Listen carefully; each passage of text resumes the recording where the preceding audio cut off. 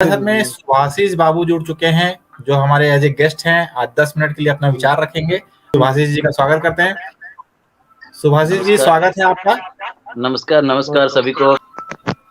अभी सुन रहा था, बहुत ही अच्छा लगा ये जो कार्यक्रम आपने लॉन्च किया। तो मैं ये सारे भारतवर्ष की जो अभी नेशनल एक्टिविटीज में मैं मेरा जो वक्तव्य है ये मैं आपके सामने पेश करना चाहूंगा। देखिए, आज की समाज में बहुत ही देश को देखना जरूरी है और इसीलिए जो एजुकेशन जो पॉलिसी है, हमारी जो एजुकेशन पॉलिसी, इसे कुछ ढंग में पहले जमाने की जो एजुकेशन पॉलिसी था कि हम प्रोफेशनलिज्म पे दौर देते थे, लेकिन आज की जमाने में देखते हैं ये किताब के कुछ डिग्री, कुछ सर्टिफिकेट, कुछ बंदे, कुछ जो स्टूडेंट अपने लेके या उनके जो माता पिता लेते रहे और मार्क्स 100% मार्क्स मिल जाता है, 90% मार्क्स मिल जाता है, उसके बाद उसको क्वालिटी के बारे में, उसकी क्वालिटेटिव नॉलेज नहीं रहता, प्रोफेशनलिज्म नहीं रहता। इसके लिए आज की जमाने में भारतवर्ष की जो सबसे बड़ा एक जो गुरुकुल व्यवस्था था, एक समय में विश्व गुरु इसलिए कहा जाता था कि भारत इसलिए विश्व गुरु था कि यहाँ से क्वालिटी जो शास्त्र में आप किसी भी आप देख लीजिए, आयुर्वेद शास्त्र में हो,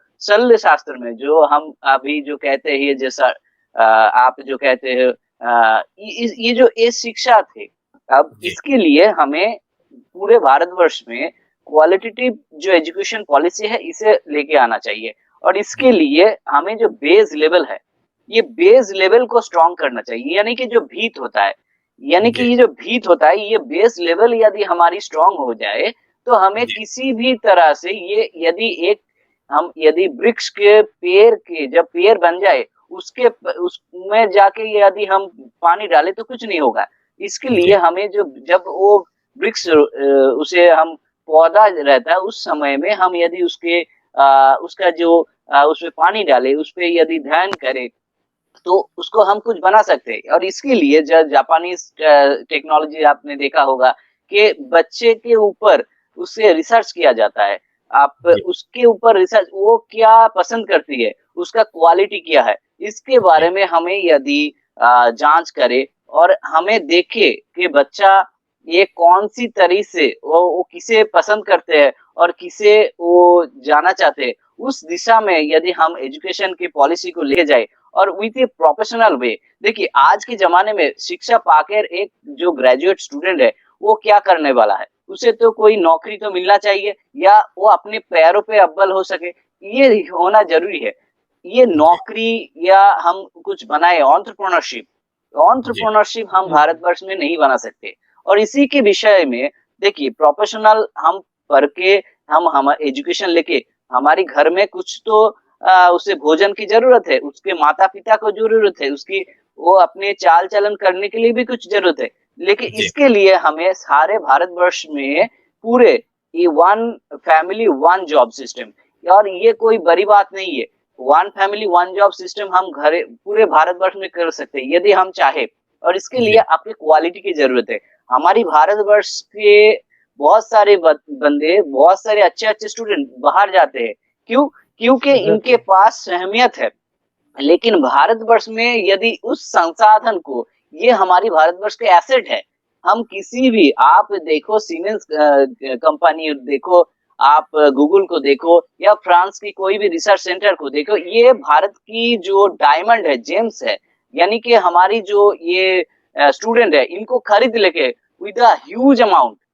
अब इनको हम यदि भारत में रखते हैं कि चलो आप भारत के लिए काम करो, तो हम भारत देश को सबसे best country in the world we can make them.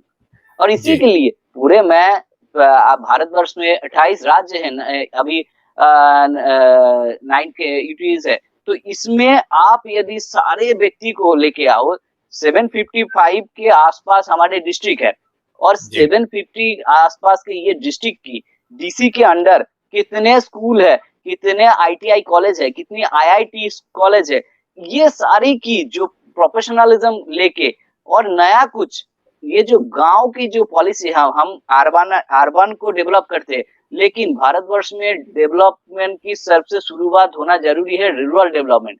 Rural development क्योंकि ये बेस लेवल है। आप यदि गांव को यदि पानी यहाँ से जाते है, शहर में पानी नहीं होता, ये पानी कैसे जाता है? गांव से जाते हैं। गांव की पानी वहां पे जाते, वहां के यहाँ पे फसल वहां पे जाते हैं। तो यदि हम ये गांव को डेवलप कर दे, ये गांव की शिक्षा को देखिए, सब कुछ जुड़ा हुआ रहता है शिक्षा से। आप एडमिनिस्ट्रेशन देख लो, आप आपके हेल्थ देख लो, आप कुछ बड़ा कुछ बनाना चाहते हो टेक्नोलॉजिकल वे पे, ये 5G का जमाना है। सामने वाले 7G 6G का ट्रायल चल चुका है, अब स्पेन में 7G चल रहा है, तो पॉलिसी चल रहा है ये। तो हमें भी सोचना चाहिए, आगे सोचना चाहिए। हो सकता है अभी कोई समस्या हो, लेकिन उस समस्या का हल ढूंढना जरूरी है। समस्या का हल यदि हम ढूंढते लगे, आज हमें ये समस्या का हल यदि आज ढूंढ ले, आने वाले पीढ़ी ये हमसे कुछ सीख लेके ये कुछ बना सकेंगे, और ये हम इनका भविष्य ठीक करेंगे, सुधार सकेंगे। यदि हम अपने आप की रिस्पॉन्सिबिलिटी ना ले, तो हम कभी भी आने वाले पीढ़ी के ये जो नौजवान है, इनकी भी भविष्य हम नष्ट कर देंगे। यही हमारे छोटी विचार था। नमस्कार, थैंक यू।